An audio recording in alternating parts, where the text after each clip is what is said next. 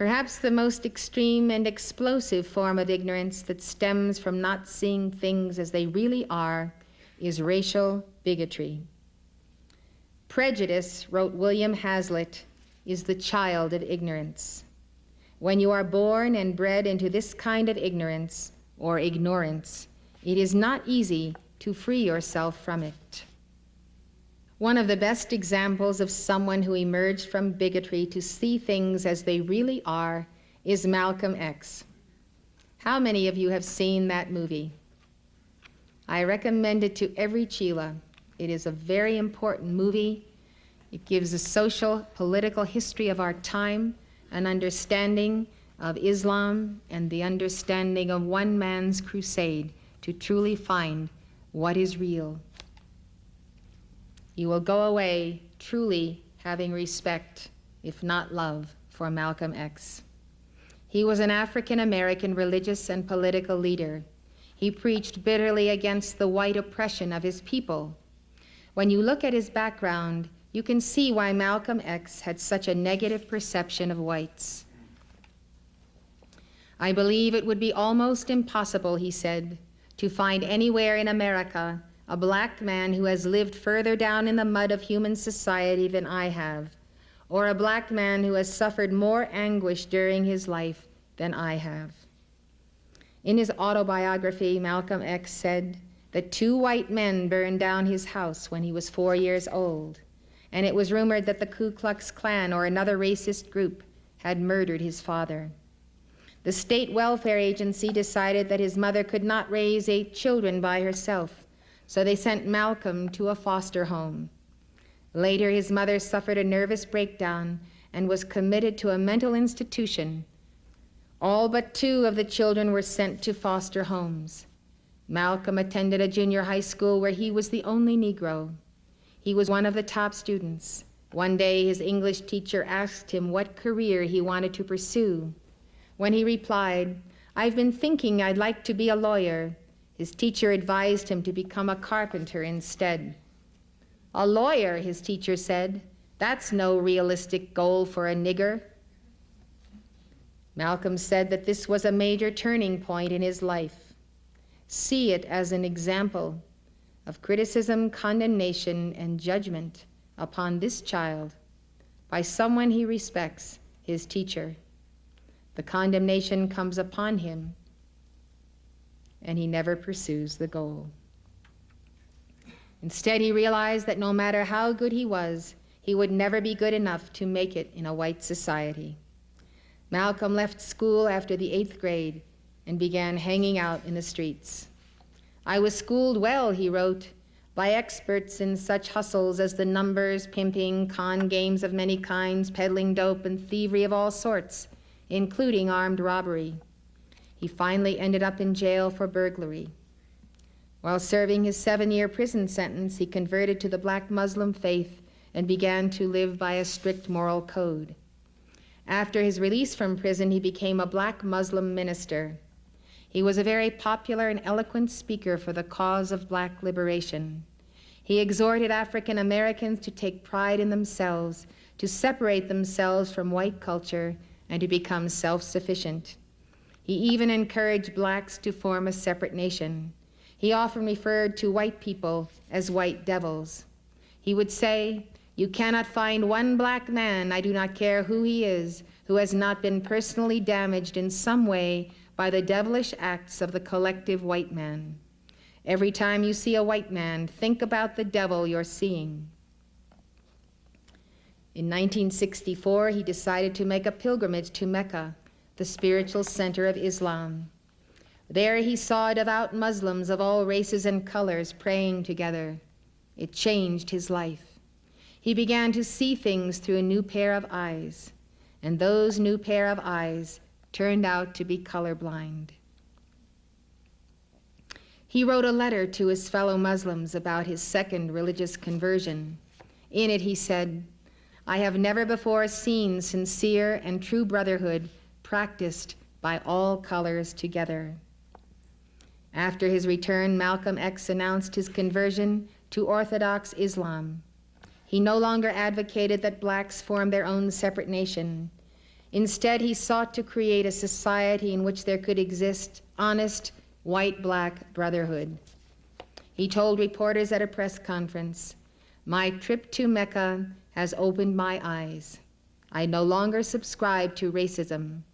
He told audiences, "Since I learned the truth in Mecca, my dearest friends have come to include all kinds, some Christians, Jews, Buddhists, Hindus, agnostics, and even atheists. My friends today are black, brown, red, yellow, and white." On February 21st, 1965, less than a year after his pilgrimage, Malcolm X was shot to death at a rally in Harlem. A great and profound tragedy for America and our generation. When I read about his life and feel the heart of this man, I am so grateful for reincarnation. And I am so grateful for the good that he did and the stand that he finally took that can inspire all of us. To think that he can re-embody on the basis of that good karma brings my heart great joy. His story shows us how the experiences we have had in this life can keep us from seeing things as they really are. Malcolm himself wrote, "The true brotherhood I had seen in the holy world had influenced me to recognize that anger can blind human vision." This is his confession, that his anger against what the white man had done to his mother, to his family, to his father, to his people, had blinded him. Blinded him in the sense that it took from him the most precious gift of all, the centeredness in his holy Christ self. This is the great, great damage that race hatred does to people.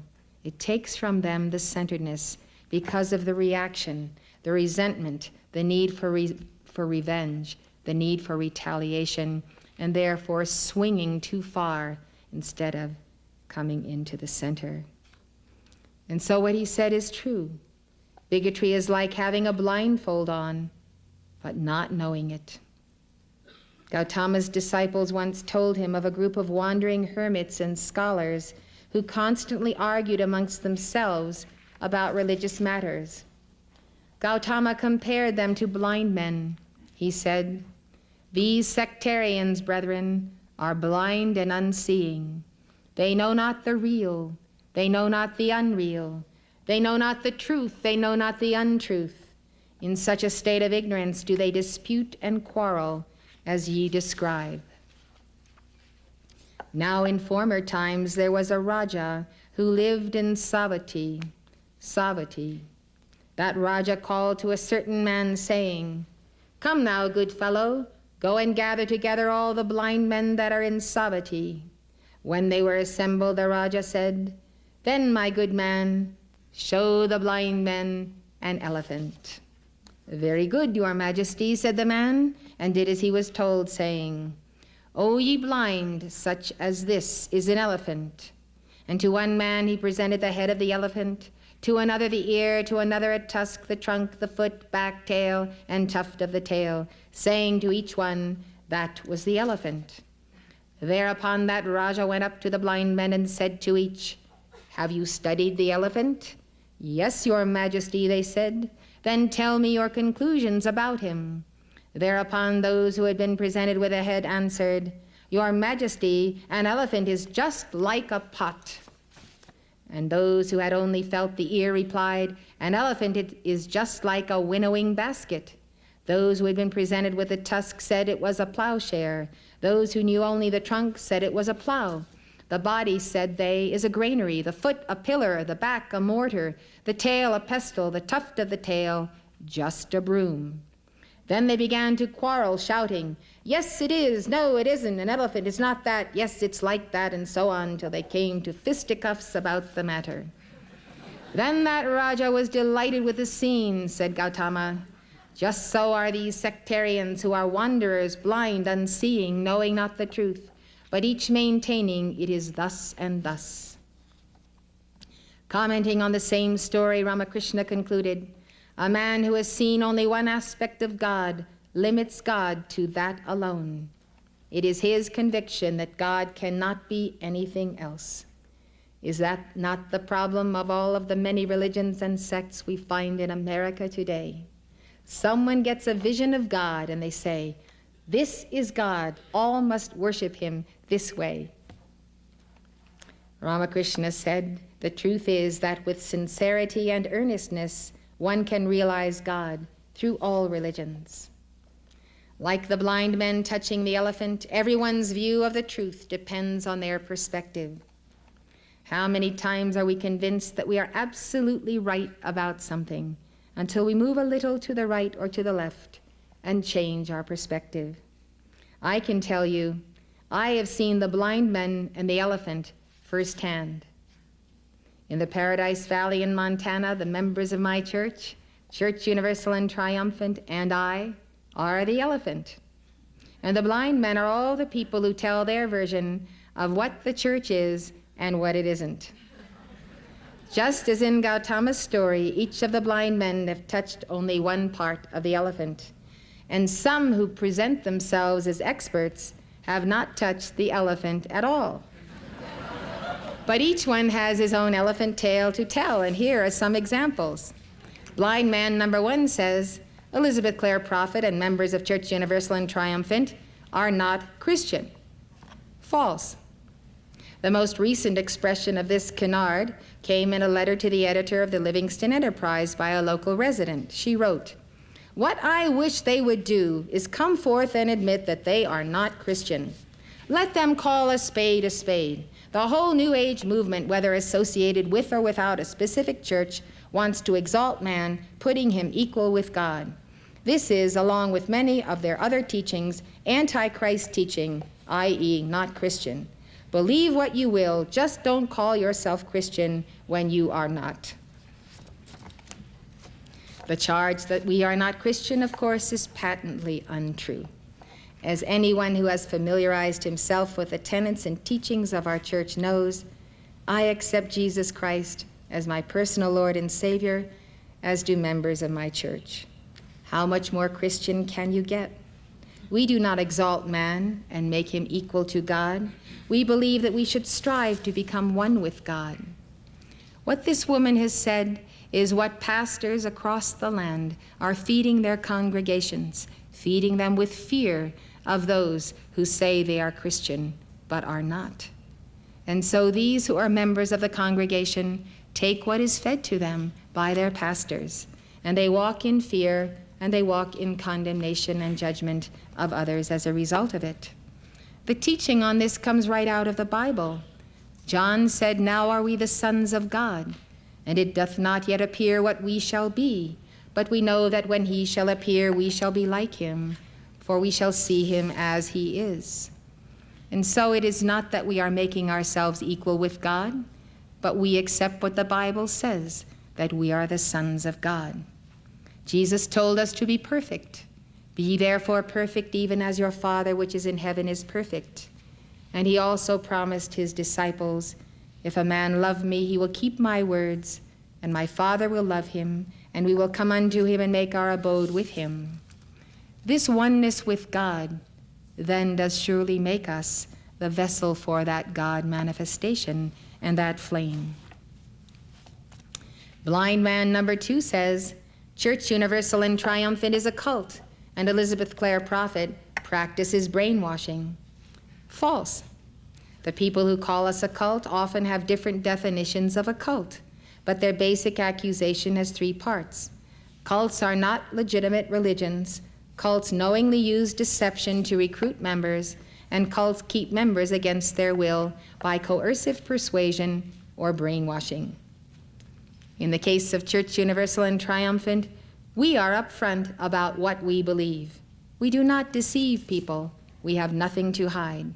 No one is being held here against their will. The gate is open, free for you to enter, free for you to exit.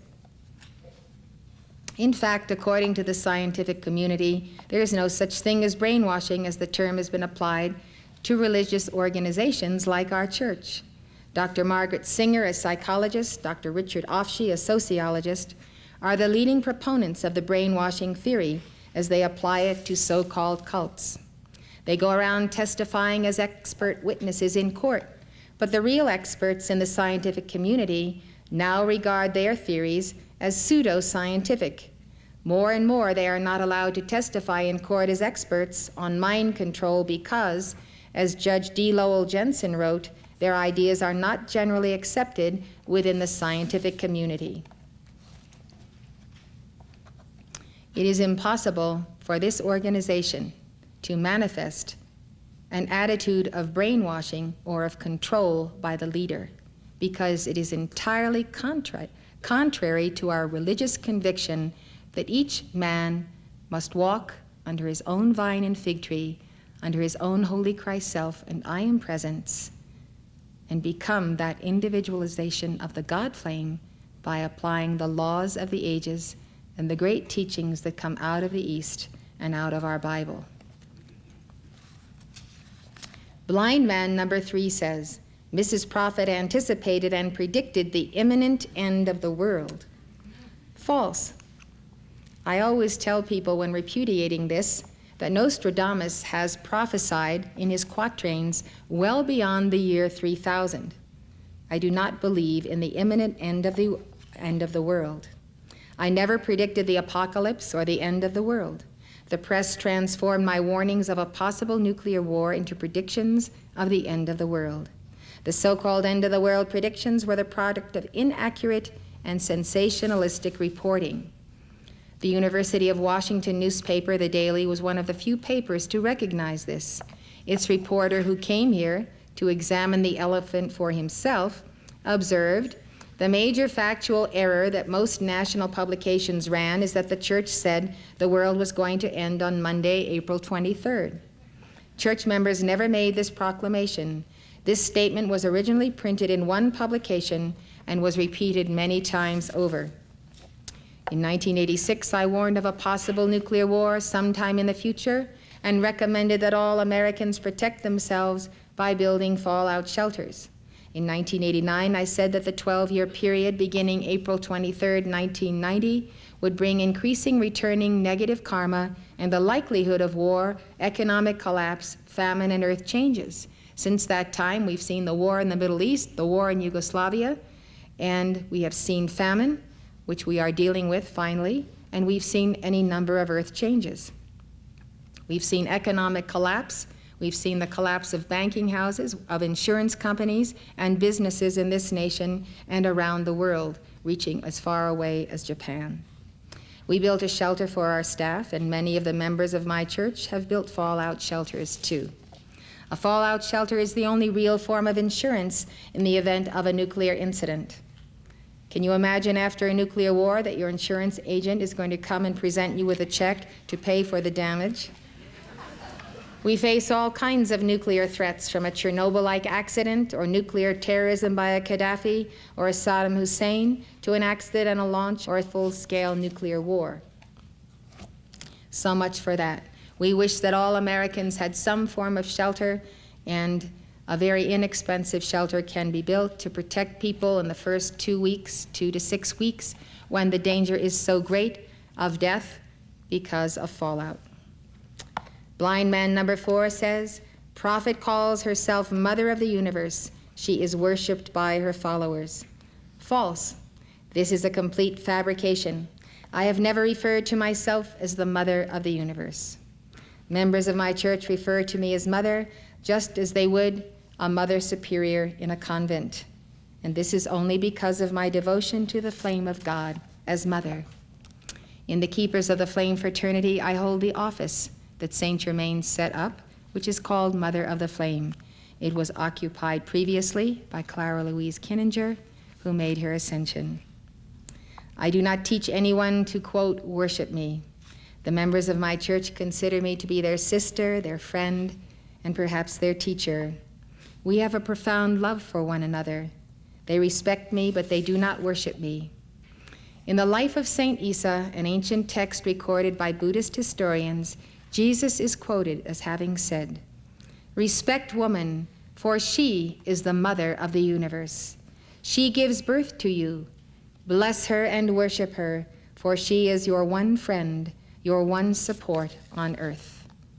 Thus Jesus has declared that all women, all souls who embody in the feminine incarnation, are called upon to embody the Mother of the universe.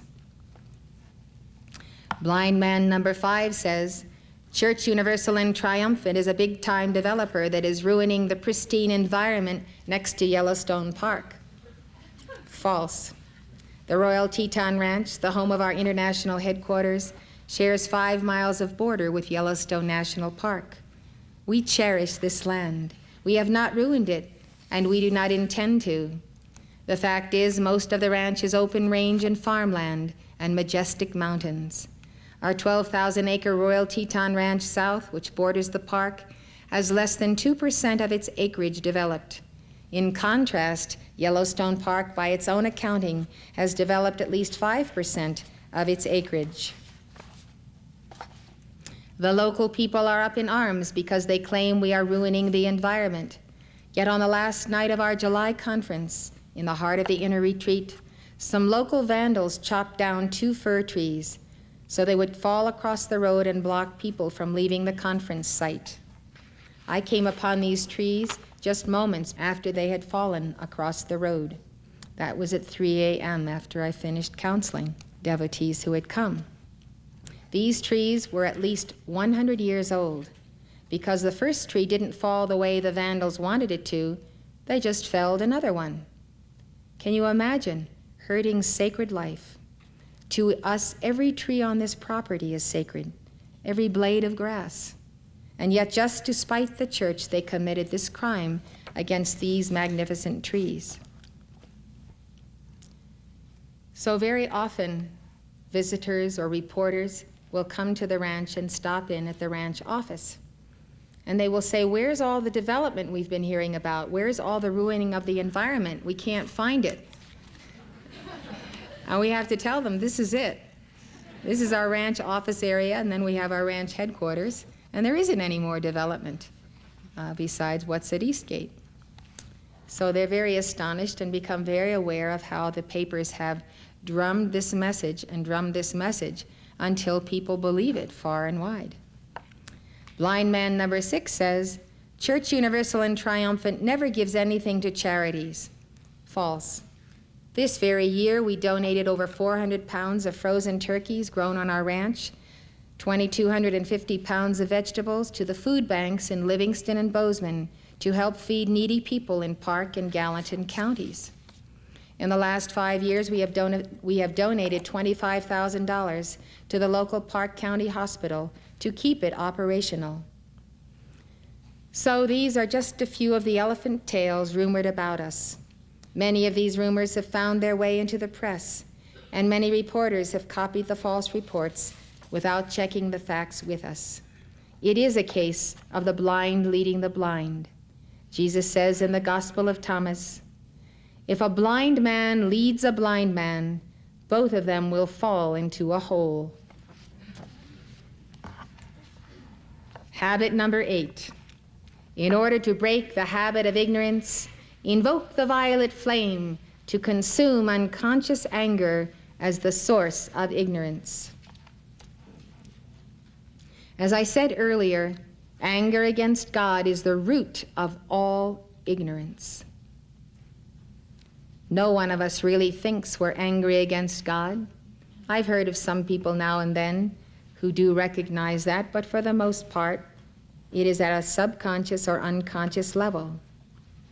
Ignorant animal magnetism, which is the ignorance we're talking about, is the mask for the degrees of rage which we call malicious animal magnetism.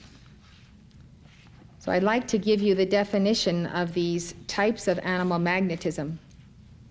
Malicious animal magnetism, which is what we must deal with, is malice aforethought, that is beforehand, calculated, planned, premeditated malice. It is willful hatred or condemnation of God and his creation, using black magic and witchcraft. This falls in the etheric quadrant. If you take a circle and divide it up into 4 quarters, it is the first quarter from the 12 to the 2 o'clock line. If you look in the Great White Brotherhood book, you will see that the 12 1 and 2 o'clock lines have as their powers God power, God love, and God mastery. You will note the chakras, and you will note the perversions of those chakras. They all come under malicious animal magnetism. Ignorant animal magnetism, or base ignorance, comes in the mental quadrant that goes from the 3 to the 5 o'clock line.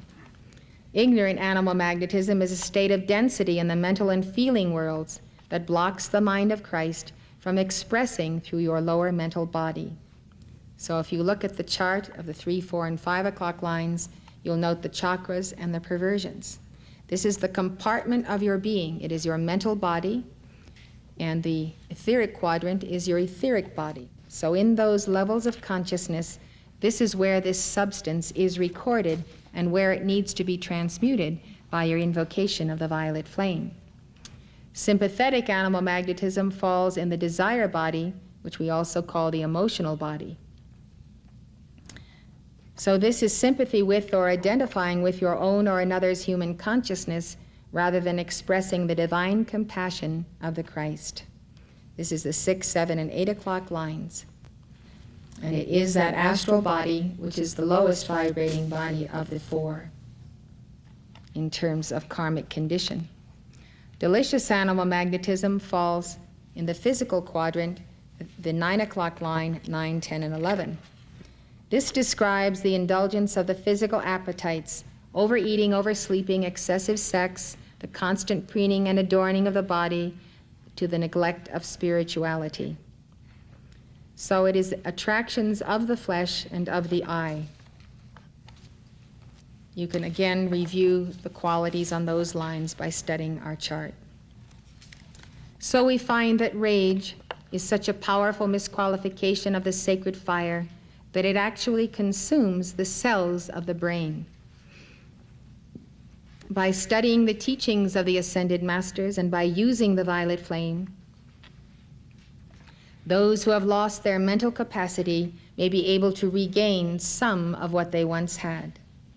In her dictation entitled, Forgive and Be Forgiven, the Ascended Lady Master and Bodhisattva Kuan Yin addressed the problem of anger against God. She said, I am the opening of the way unto the mercy of God, which you must first give to God, if you would receive it from him. Give mercy unto God, and forgive God of all those things that you have blamed him for. People blame him for tornadoes, for sudden death, for accidents, for their illnesses, for all kinds of calamities that come to them as a result of their karma. You may not know that you have blamed God, but in subconscious, unconscious levels of being, many people, in fact the majority, do hold against God the circumstances of the karmic law of retribution that does affect them. Therefore, there is an anger against God and a non-forgiving of God. If you would be forgiven, beloved, you must first recognize that it is you who have transgressed against God. Call upon the law of forgiveness and the violet transmuting flame. See yourself drenched in a holy unguent of purple fire, in a balm of violet ray. See yourself receiving that mercy in proportion as you give it, for it is the law that you will reap mercy only as you sow mercy. The surest path to divine justice and divine mercy is the violet flame. The surest path to soul liberation and the balancing of karma is the violet flame. The surest path to adeptship in the flame of Christ's truth is the violet flame. The surest path to the expansion of the heart is the love meditation in mercy's ray. So forgive and be forgiven. Habit number 9. In order to break the habit of ignorance, call upon a spiritual teacher for assistance. Narada asked, who indeed overcomes Maya or ignorance? He who serves the great ones. The great ones are the ascended and unascended masters of the Great White Brotherhood. One Tibetan Buddhist text says, without oars the ship cannot cross the ocean. The oars are the guru. Likewise, one cannot cross samsara or be freed from the rounds of rebirth without the guru, even though one may possess all knowledge. The Katha Upanishad tells us we need the eyes of the guru to help us walk the razor's edge and to see what we don't see through our own eyes. Arise, awake, approach the great illumined teachers and learn. Like the sharp edge of a razor is that path, so the wise say, hard to tread and difficult to cross. The revered 20th century Catholic stigmatist, Padre Pio, had the ability to help souls walk the razor's edge. Like a guru in the Eastern tradition, he was able to wake up people to their true state of ignorance and turn souls back to God. Father Alberto d'Appolito tells this story of a blind man who was converted by what he called Padre Pio's loving rudeness. A priest from the region of Salento told Father Alberto, "Father Alberto, there will come to you a blind man of my parish who had gone to San Giovanni Rotondo for confession. But Padre Pio, upon seeing him, without allowing him to come close, shouted, 'You filthy person, go away!' I think that Padre Pio was too harsh with him. Father Alberto said, 'I cannot say anything, for I do not know the reason for such severity. He certainly must have had his reasons. When I meet this blind person, I will question him.' In fact, one morning after Mass, a few days after my arrival in that town, a blind man accompanied by a little girl came to me and said, 'Do you know Padre Pio well?' At my affirmative reply, he added, 'Would you say he is a saint?' 'No,' I replied. 'In order to be a saint, he must first die, and then after a rigorous process, he must be canonized by the church.' Then the man said, 'Father Alberto, I went to San Giovanni Rotondo to go to confession. I was about to approach the confessional when Padre Pio, seeing me, shouted, 'You filthy person, go away!' Offended and angry, I went away swearing, if he were a saint, he would not receive sinners in this manner. I replied, 'Yes, Padre Pio has been very harsh. He used a strong manner with you. He may have had a reason that is unknown to us.' Meanwhile, I already suspected the reason for which Padre Pio had called him a filthy person and sent him away. But I wanted to be sure through the words of the blind man himself. As Father Alberto questioned the man, he found out that he was sleeping with the young woman who was assisting him, but refused to marry her. When the man revealed this fact, Father Alberto said, 'Now I can tell you that Padre Pio is a saint, a chosen one of God. He sent you away calling you a filthy person without knowing you, because he smelled from a distance the stench of your sins. Because the Lord made him see the abyss in which your soul has fallen and the mud that covers it and disfigures it. You went to San Giovanni Rotondo with the hope of gaining the grace of the sight of the body and not of the soul. This is the reason why Padre Pio called you a filthy person and sent you away, to make you reflect, to shake you and convert you.' Not convinced by my words, the blind man got up and went away. But after a few days he returned, and approaching the confessional where I was, he said to me, 'Father, I need to speak to you.' Without making him wait, I left the confessional and went with him behind the main altar. Sitting down, he said to me, 'Father, I have meditated for a long time on your words. Yes, what you told me last time was true. I had gone to Padre Pio with the hope of receiving the miracle of my sight and not to change my life. Padre Pio was right in calling me a filthy person, for I have always been one. I too am convinced that Padre Pio is a saint. The young woman who assists me and I have decided to get married as soon as possible. Now I beg of you to hear the confession of my sins and to reconcile me with God. As soon as our situation is rectified, we will go to San Giovanni Rotondo to thank Padre Pio for this great grace obtained from God with his prayers and his loving rudeness. This is a very, very profound lesson. I pray you will never forget. Because sometimes we use our decrees and our prayers and our access to God to pray for things that will make us comfortable instead of praying for things that will refine the soul and give us our immortality. We need to know what to pray for and how to pray.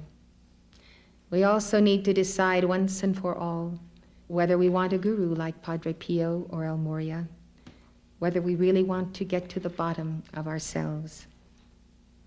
Padre Pio is someone that if you don't know, you will feel instantaneously close to if you will read books about him.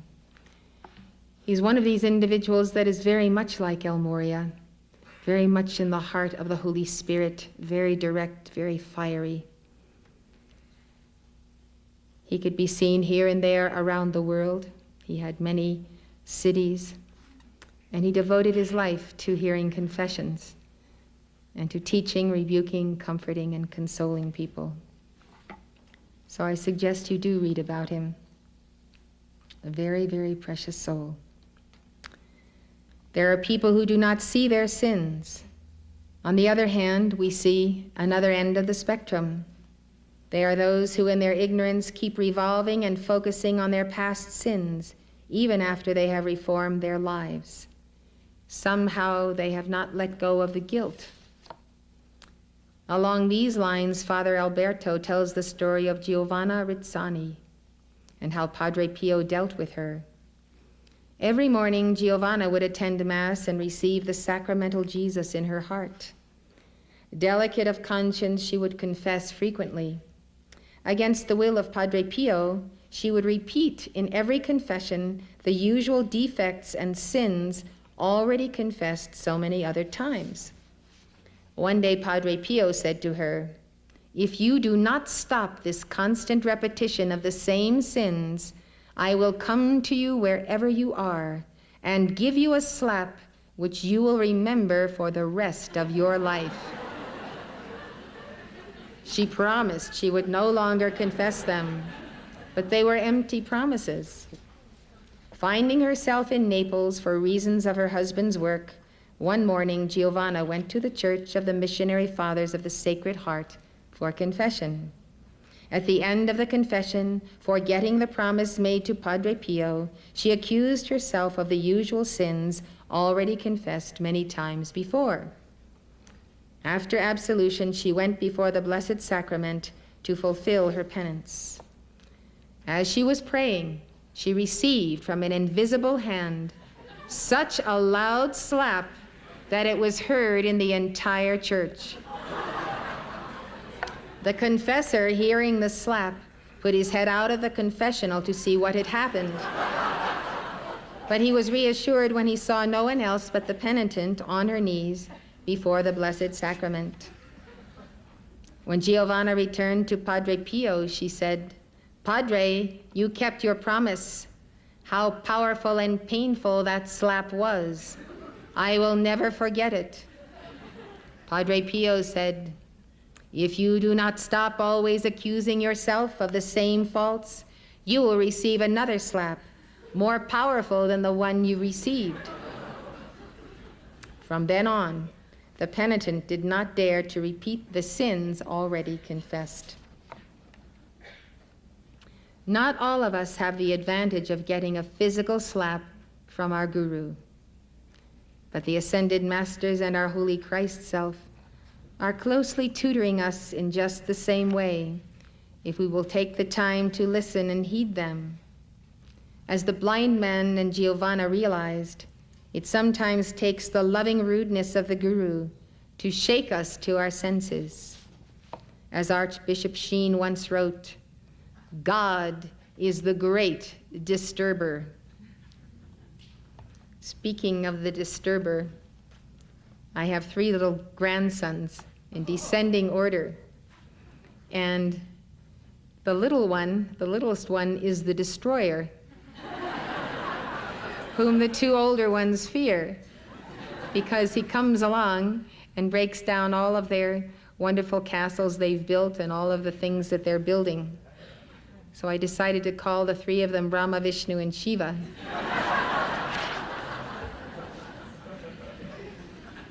The Hindu scripture called the Guru Gita says, when Lord Shiva, the 3rd person of the Hindu Trinity, is angry, the Guru can save you. But when the Guru is angry, nobody can save you. When the Guru focuses the laser beam of his rebuke upon you, he does it to evoke change. When the Guru is angry with you, there is nowhere else to go for help. You have no other choice but to change your filthy ways, as Padre Pio would have it. Who then are the special masters of illumination to whom you can appeal for assistance in overcoming momentums of ignorance? Today I would like to acquaint you with 4 of these masters. One of them is the ascended Master Kuthumi, the other is Sarasvati, another is Manjushri, and the 4th is Sanat Kumara. As you know, the ascended Master Kuthumi was embodied as Saint Francis. In his last embodiment, he was the 19th century Kashmiri Brahmin, Kuthumi Lal Singh, also called K.H. In 1875, he founded with Almoria the Theosophical Society. Today, the ascended Master Kuthumi is head of the Brothers and Sisters of the Golden Robe, an order of ascended and unascended beings dedicated to the illumination of humanity. Kuthumi is also in charge of the Etheric Temple of Illumination in Kashmir. He serves with Jesus in the office of World Teacher. On January 27, 1985, Kuthumi announced an important dispensation that every one of you can take advantage of. He said, I come, the joyful student, to announce to you the most precious dispensation which comes from Maitreya, placed upon me by him with all diligence and the same concern for the step-up of your lives. This dispensation is my assignment to work with each one of you individually for your physical health and for the healing of the components of your psychology, that we might swiftly get to the very cause and core of physical as well as spiritual and emotional conditions, that there be no setbacks, no more setbacks or indulgences, and surely not 2 steps forward and 1 step back. Thus from this hour, if you will call to me and make a determination in your heart to transcend the former self, I will tutor you both through your own heart and any messenger I may send your way. I come in many guises. Don't ignore the ant or the ant-eater. Kuthumi has told us that the great sage Manjushri, who serves with Maitreya, is one to whom you can appeal, in addition to appealing to ourselves, the world teachers, for the expanding of the capacity of the mind to retain the wisdom of God and to apply it in the hour of greatest need. So you see, beloved Kuthumi's portrait or painting that hangs to my right, and you know that there are a number of books you can read published by the Theosophical Society, which we also sell and can get for you.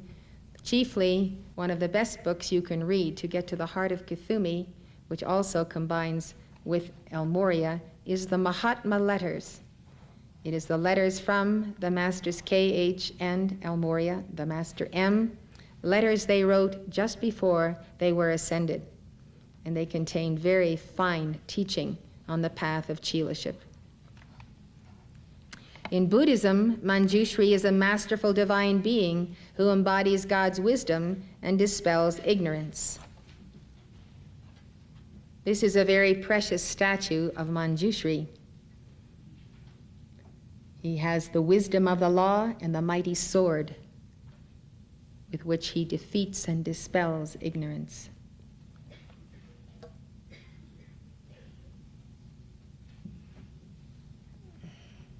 Buddhists believe that Manjushri is able to bestow upon them intelligence, wisdom, mastery of the teaching, the power of exposition, eloquence, and memory. Talents and qualities we all need. We not only believe it, we know that it is absolutely true that this Buddha, who prefers to be known as a bodhisattva, can bestow all of these qualities upon us, and we can give his mantra in order to receive these qualities. In esoteric teaching, Manjushri is the Logos. The Sanskrit name Manjushri means gentle glory or sweet glory. Manjushri is also known as Manjugosa, meaning sweet-voiced one or gentle-voiced one, and as Vagishvara, Lord of speech.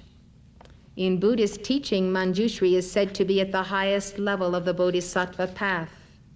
A bodhisattva is a divine being who is destined to be a Buddha, but has vowed not to enter nirvana until all beings are saved. Manjushri is called a 10th stage bodhisattva, a 10th stage bodhisattva. As such, he is able to manifest in any form and in any situation for the benefit of other beings. Manjushri is believed to have the enlightenment of a Buddha, and at least one sutra says he was a Buddha in the past. Manjushri is said to have disciplined and trained many bodhisattvas. He is sometimes referred to as a Maha Bodhisattva. The word Maha, as you know, means great. So a Maha Bodhisattva is a great bodhisattva. In one sutra, Gautama says that he owes his status as a Buddha to Manjushri because he was once Manjushri's disciple. Innumerable Buddhas in the past have been Manjushri's disciples, says Gautama, and those who will become Buddhas in the future also owe their enlightenment to his awesome power. This is a statement by Gautama Buddha. Manjushri is revered not only as the bodhisattva of wisdom and the patron of arts and sciences, but also as the master of eloquence and the principal guardian and patron of astrologers. Writers in the arts and in science traditionally invoke Manjushri's assistance. Authors open their books with verses in his honor. Tibetan Buddhists believe that Manjushri resides in his pure land or paradise at Wu Tai Shan in northeast China, called his 5-mountain paradise. It is one of the most important places of pilgrimages for Tibetan, Mongolian, and Chinese Buddhists. According to Buddhist tradition, those whose vision and heart are pure can actually see Manjushri and his bodhisattva companions in the Pure Land. In Buddhist art, Manjushri is portrayed as a beautiful 16-year-old prince. The reason he is depicted as being eternally young is to show that acquiring wisdom does not depend on one's age or experience. Manjushri's complexion is usually a golden yellow. He often holds in his left hand the stem of a blue lotus blossom. On the blossom rests a book representing the Prajna Paramita. The Prajna Paramita are the scriptures that deal with the realization of prajna, or wisdom. With his right hand he wields a flaming sword of wisdom to vanquish all ignorance. Manjushri is said to have the power of discriminating wisdom. He can discriminate between correct and incorrect views and between beneficial and non-beneficial actions that must be taken on one's spiritual path. Manjushri's sword is also called a sword of quick detachment and the symbol of enlightened will.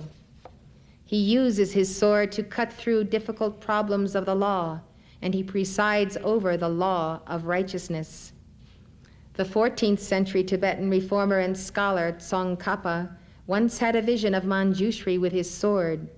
Robert Thurman writes, Tsongkhapa had one vision of Manjushri that was particularly striking.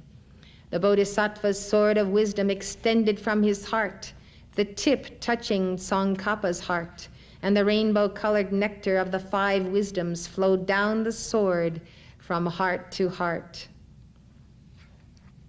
In the art of Central Asia, Manjushri rides a lion. The lion represents the voice of the law and the intrepidity born of wisdom. The lion also symbolizes the beast of the selfish self that is tamed through determination and love. Sometimes Manjushri is shown with his hands in the symbolic gesture or mudra of turning the wheel of the law. This mudra symbolizes the progression of the Buddha's teaching and the destruction of all illusion and superstition. Manjushri is often depicted as part of a triad of divine beings who represent various aspects of Buddhahood. In one triad, he is with Vajrapani, who symbolizes power, and Avalokiteshvara, the masculine manifestation of the goddess Kuan Yin, who symbolizes compassion. In another triad, Manjushri is depicted to the left of Gautama Buddha, with Maitreya to Gautama's right. In this grouping, Manjushri and Maitreya represent two main branches of Buddhist teaching. Manjushri emphasizes the wisdom aspect, and Maitreya the compassion aspect of the teaching. Manjushri is also portrayed in what is known as his wrathful form as Yamantaka. Yamantaka means the destroyer or terminator of Yama, the Lord of Death.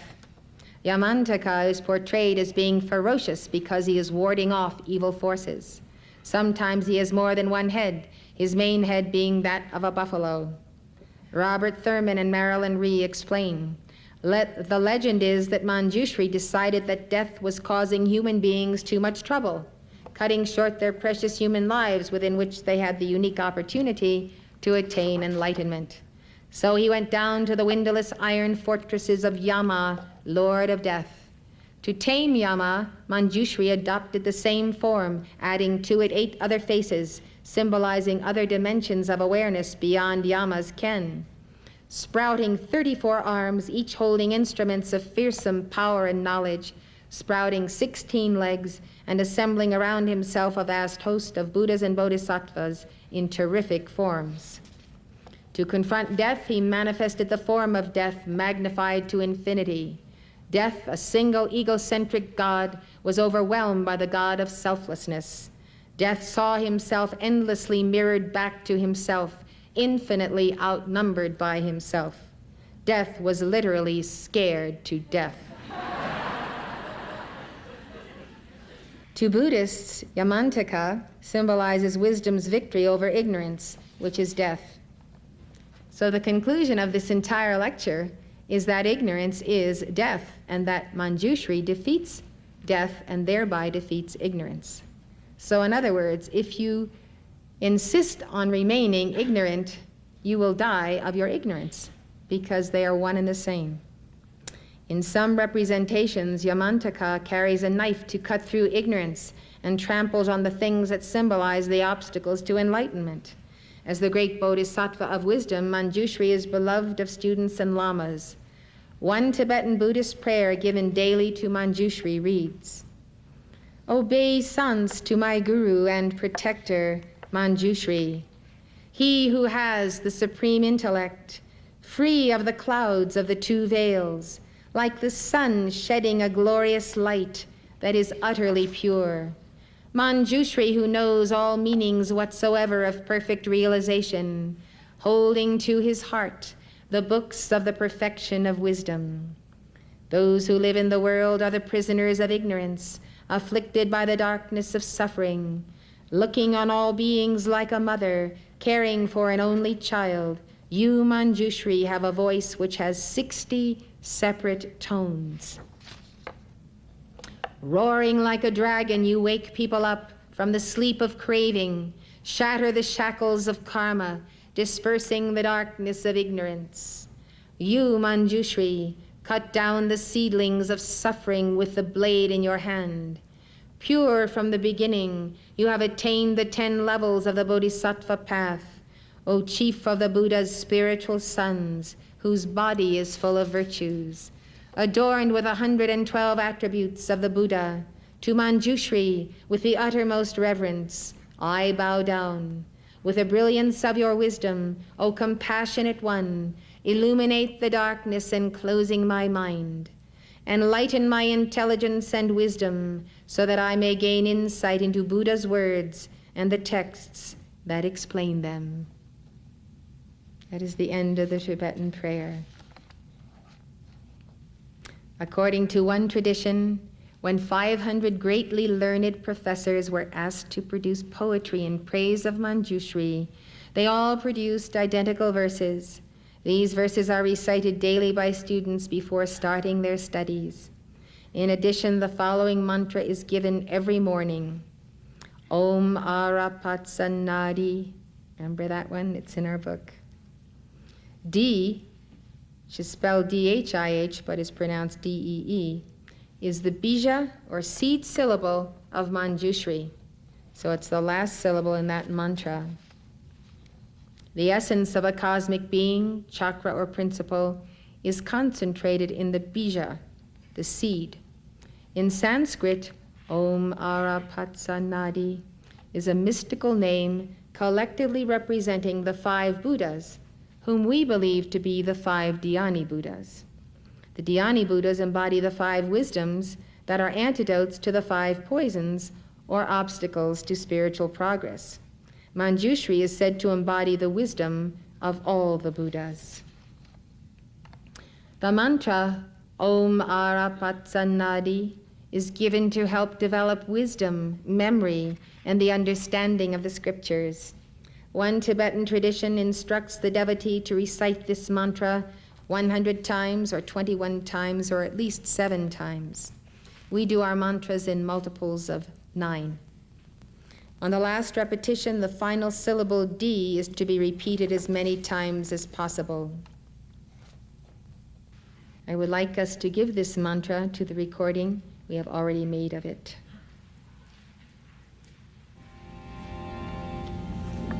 Om Arapatsannadi, Om Arapatsannadi, Om Arapatsannadi, Om Arapatsannadi, Om Arapatsannadi, Om Arapatsannadi, Om Arapatsannadi, Om Arapatsannadi, Om Arapatsannadi, Om Arapatsannadi, Om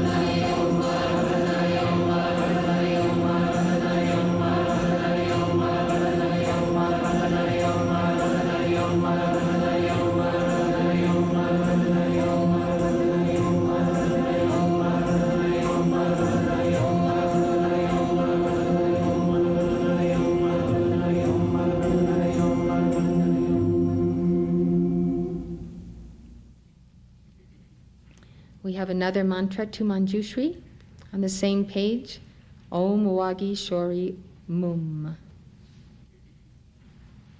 It means, hail to the Lord of speech, Mum.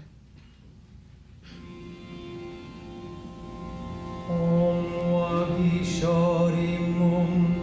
Om Wagi Shori Mum. Om Wagi Shori Mum. Om Wagi Shori Mum. Om Wagi Shori Mum. Om Wagi Shori Mum. Om Wagi Shori Mum. Om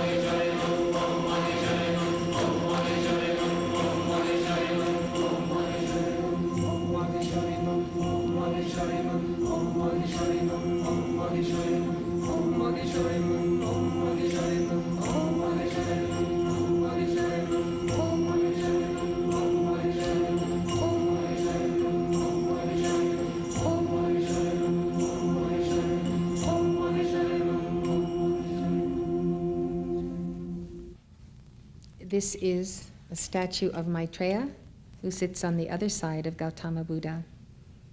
This is in the triad of Gautama, Manjushri, and Maitreya.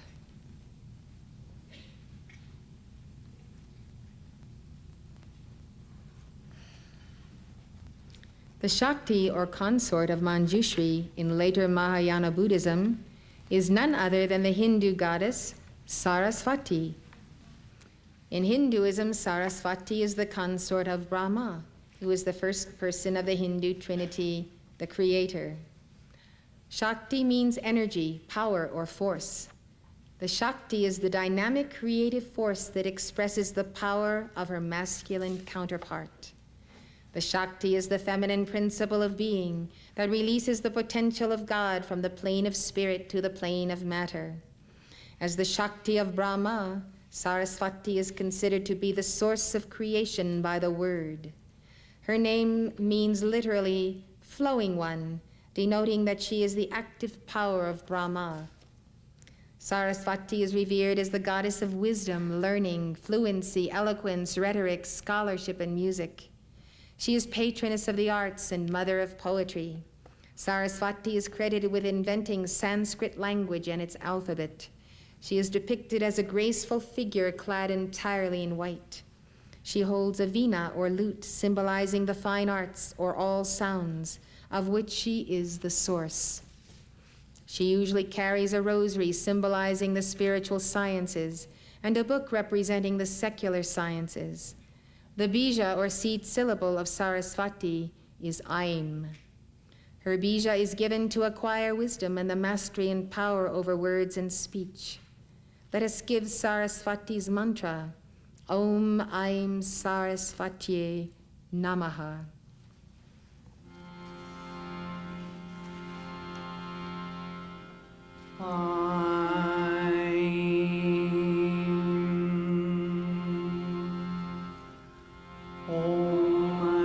Sarasvatye Namaha. Om Aim Sarasvatye Namaha. Om Aim Sarasvatye Namaha. Om Aim Sarasvatye Namaha. Om Aim Sarasvatye Namaha. Om Aim Sarasvatye Namaha. Om Aim Sarasvatye Namaha.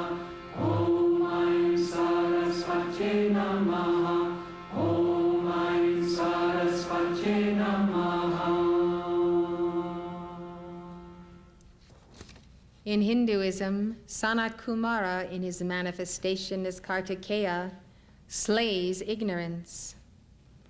Our own beloved Sanat Kumara is revered in Hinduism as one of the 4 or 7 sons of Brahma. Sanat Kumara is said to be the oldest of the progenitors of mankind. He also takes on the role of the god of war and commander-in-chief of the divine army of the gods in his manifestation as Kartikeya or Skanda. Some works also acclaim Kartikeya as the god of wisdom and learning. Legends say that Kartikeya was born specifically to slay the demon Taraka, who symbolizes the lower mind or ignorance. Kartikeya is often depicted holding a spear, representing illumination, which he uses to slay ignorance. He is also represented riding a peacock. The peacock and its variegated colors represent the ego with its pomp and grandeur. According to tradition, a demon whom Kartikeya defeated cried, "Your weapon has shattered my ego." So Sanat Kumara rides the peacock of each one of our egos. Sanat Kumara is also revered as a Vedic sage who figures in the Chandogya Upanishad and the Mahabharata. In the Mahabharata, Sanat Kumara brings us full circle with his teaching on ignorance. He repeats the theme we started with. Ignorance is blindness to the true nature of one's real self.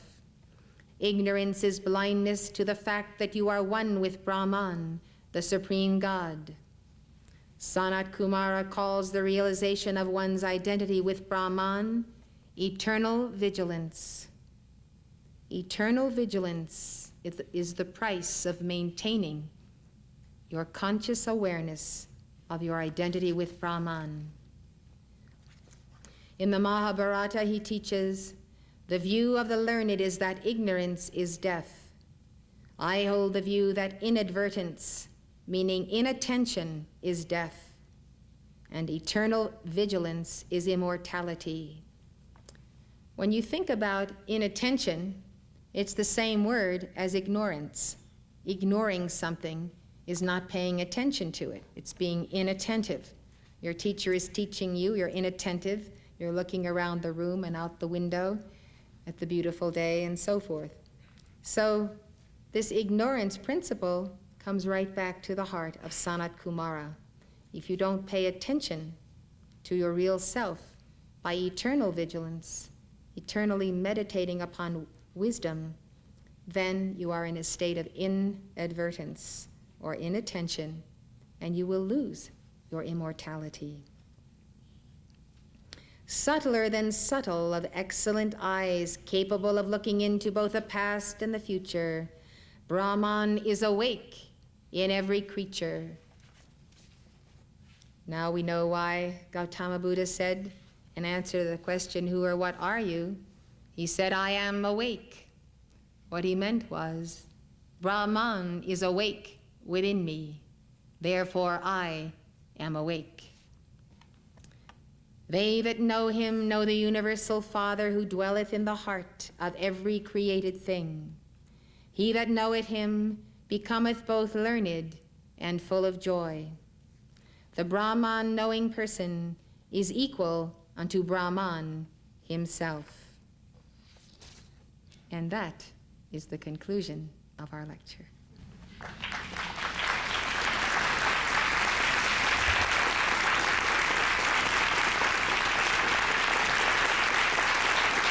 Thank you, everyone.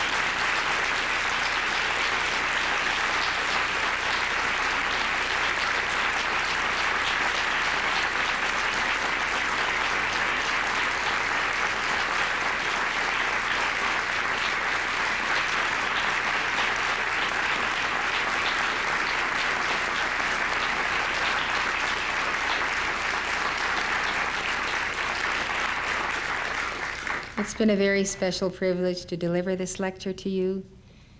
It makes my heart feel that I can give this to every Chela in the world who is tied to the Ascended Masters, and that you can study it and truly escape the poison of ignorance. I'm very grateful that you are so interested in the subject, which shows that a good percentage of you is truly awake.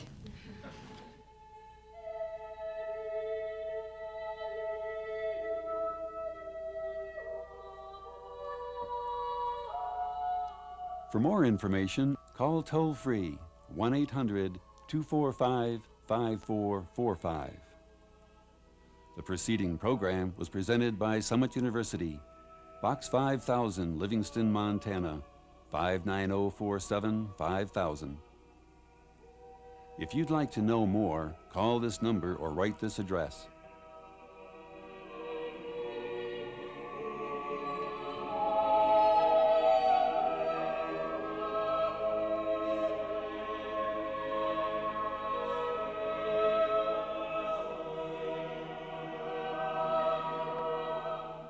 For a free book by Elizabeth Clare Prophet, or for more information about her teachings on the world's major religions, call 1-800-245-5445.